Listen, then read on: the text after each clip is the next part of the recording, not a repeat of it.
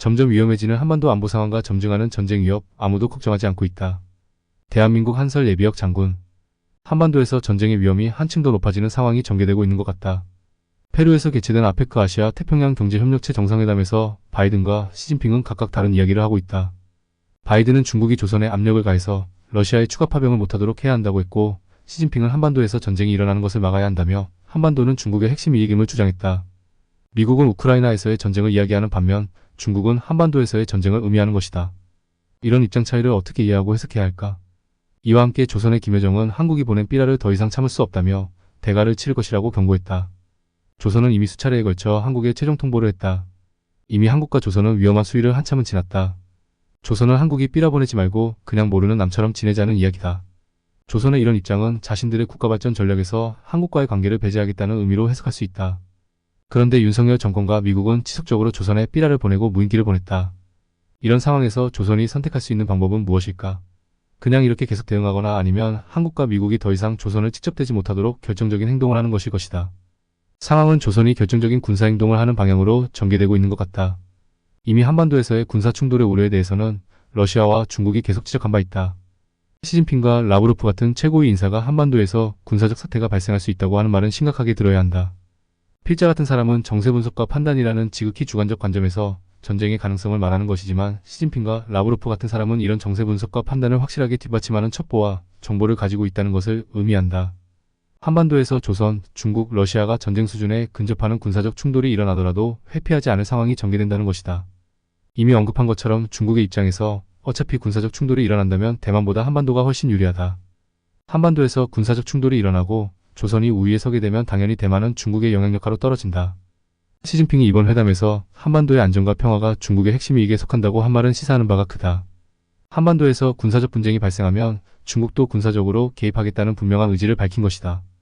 중국의 입장에서도 지금처럼 미국이 흔들리는 시기에 한반도에서 군사적 충돌로 결정적인 타격을 가하는 것이 전략적으로 유리할 것이라는 판단을 할 개연성이 존재하고 있다. 현재 미국은 재래식 군사능력이 바닥에 머물고 있다.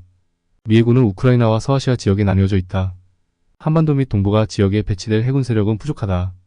지역적으로 중국과 러시아 해군은 동북아 지역의 미국 해군보다 우위를 확보할 수 있다. 미국의 지상군은 더 효과적인 대응을 할 만한 전력이 없다. 트럼프가 등장하면 이런 전력의 열세를 극복하기 위한 노력을 할 것이다. 트럼프와 윤석열 간 전화대담에서 조선 분야를 언급한 것은 미국 해군 함정의 건설을 고려한 것으로 해석할 수 있을 것이다. 중국이나 러시아의 입장에서는 미국이 다시 해군력을 추가로 건설하기 전에 확실한 우위를 차지하고 싶어할 가능성이 매우 높다. 이런 군사적 불안정성은 충돌의 가능성을 높이는 법이다. 중국의 군사 전략가들은 현 시기를 호기라고 생각할 가능성이 높다. 최근 시진핑의 강경한 발언도 이런 영향 때문이 아닌가 하는 생각을 해볼 필요가 있다. 러시아 입장에서는 미국이 우크라이나 전쟁에 대한 관심과 지원이 줄어들게 만드는 한반도에서의 군사적 충돌은 전혀 불리하지 않다. 러시아는 조선과의 군사동맹협정으로 합법적으로 한반도에 개입할 수 있는 근거를 확보했다. 이미 한국이 삐라와 무인기 같은 도발을 했기 때문에 조선의 군사적인 타격으로 한반도가 전쟁 상황에 직면했을 때 개입할 수 있는 국제법적 근거는 이미 마련한 셈이다. 조선의 입장에서도 더 이상 윤석열 정권과 미국의 참을 수 없는 도발을 참을 수 없는 상황으로 치닫고 있다. 조선은 남북관계를 통한 국가발전이라는 과거의 전략을 폐기했다. 조선은 독자적인 생존을 추구하고 있는데 계속해서 찝쩍거리는 윤석열 정권을 억제하고 남한과의 관계 차단을 확실하게 해야 할 필요성을 느끼고 있을 가능성이 높은 것이다. 조선은 한국이 더 이상 도발을 하지 않으면 자신의 길을 가겠다는 것이지만 계속 도발을 하면 강력한 경고를 하겠다고 판단할 가능성이 높다. 김여정의 발언은 한국에 대한 강력한 군사적 응징을 통한 남북관계 차단을 시도할 가능성이 높다는 것을 의미한다. 최근 조선과 중국, 러시아의 상황을 보면 한반도에서 전면전에 준하는 군사적 충돌의 가능성을 생각하고 있는 것으로 보인다. 이런 상황에서 한국의 정치권은 그 어떤 우려도 없다. 지금 한국의 윤석열 정권은 북한군의 러시아 파병을 걱정해야 할 것이 아니라 북한군의 남한에 대한 예상을 뛰어넘는 군사적 타격을 걱정해야 하는 상황이 아닌가 한다. 윤석열 정권 하에서 조선에 삐라를 보내는 것은 미국의 강력한 지원하에 이루어지고 있다. 미국은 어떤 식으로든 조선을 흔들어 중국과 러시아를 견제하겠다는 의도를 가지고 있는 것으로 보이나 이는 미국의 완전한 오판이다. 조선은 이런 식으로 붕괴되거나 혼란을 겪지 않는다. 하노이 정상회담에서의 실패 이후 조선은 한국이나 미국과의 관계 개선을 통한 돌파구 모색은 포기했다. 조선은 국가발전 전략을 완전하게 수정했다. 트럼프가 들어서도 획기적인 조선과 미국 관계의 발전이 불가능하다고 보는 이유다. 미국은 우크라이나와 서아시아의 전쟁에서 이미 우위를 상실하고 있다. 시간이 가면 갈수록 패색은 짙어질 것이다.